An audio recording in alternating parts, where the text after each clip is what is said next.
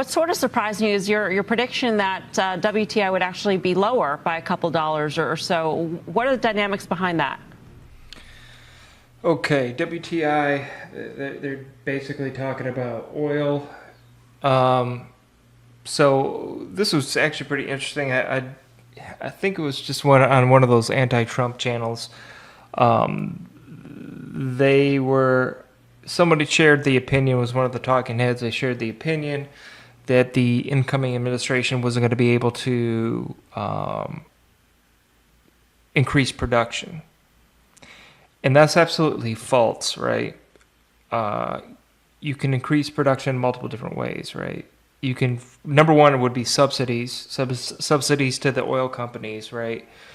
And that would trickle down to the consumer based on some of the agreements. Hopefully, there's some strong language in offering those subsidies. The other thing is there's a lot more land that can be leased. There's pipelines that can be done. So these things can be decreased.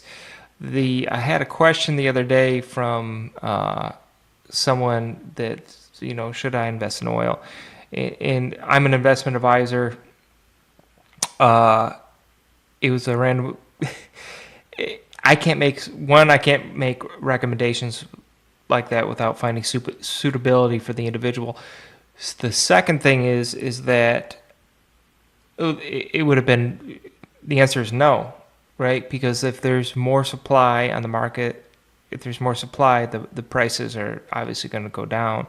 So the margins of some of these companies, they have the potential to go down, but the price of oil in and of itself would probably go down with all the flooding of it into the market, right? So I just wanted to say that. Well, there's going to be a lot of cost pressures on WTI and oil prices in the coming year. And make no mistake, I think it's well known right now, President Trump's drill, baby, drill mantra. But there's a lot of other question marks surrounding OPEC. They've obviously been cutting production continuously since 2020. And here's the thing. OPEC cutting, listen, they might cut.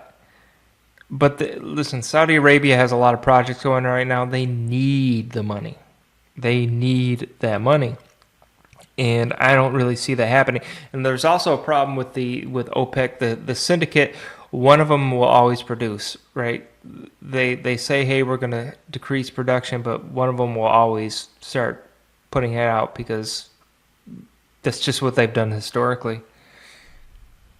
Kicking the can down the road now to April of 2025 to resume that oil production. So there's about 5 million barrels of spare oil capacity globally, and that's keeping the lid on oil prices currently. We expect that will likely continue into the new year. In addition, the Chinese economy, which may be turning away from oil as they accelerate their EV transition, is likely to see a lower demand for oil in the year ahead. So overall, in the price of oil, we're expecting it to be modestly lower in the year ahead. There certainly are some risks with the potential of tariffs, but at least on oil, I think things will be pressured.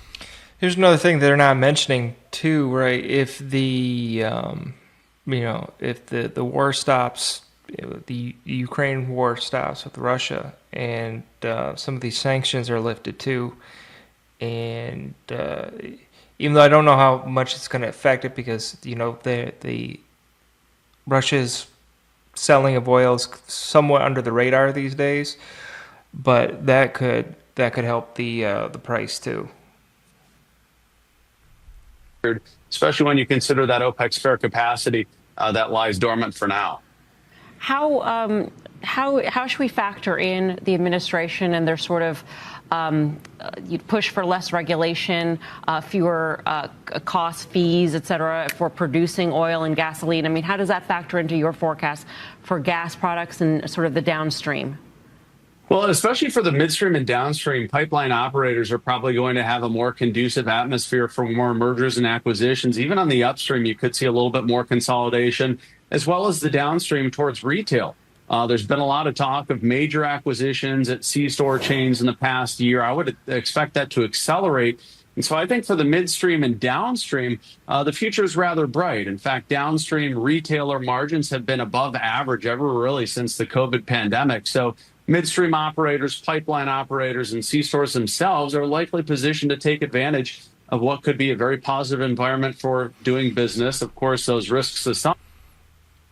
So there's also other there is investment opportunity here too. There's a lot of producer maintenance companies. So if so, I think Patterson's one of them. So for example, if production increases, you're going to have a lot more assets go to production. Those assets are going to need to be managed, or maintained.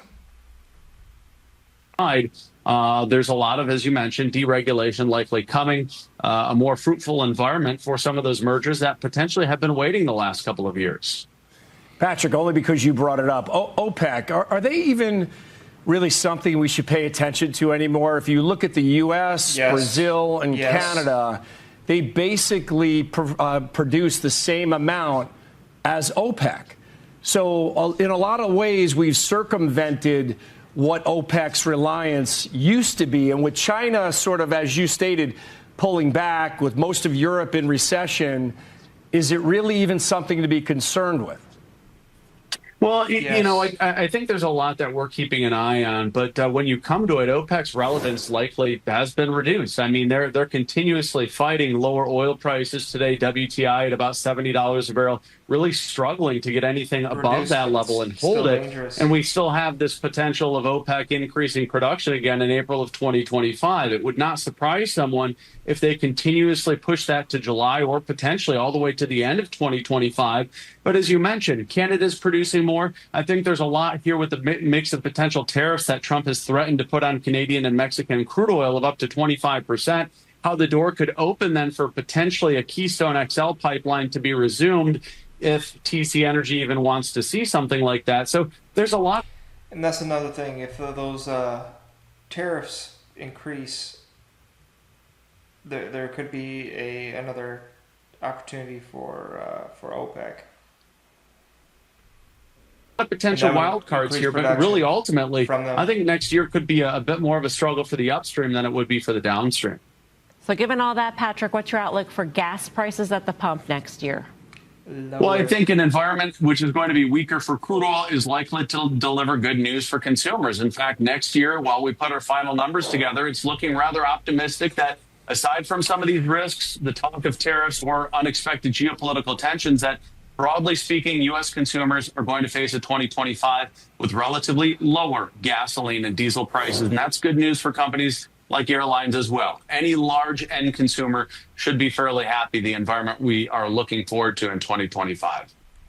So road trip, y'all.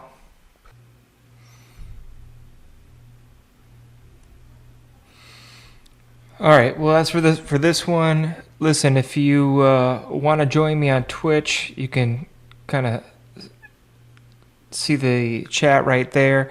See, it's pretty much empty.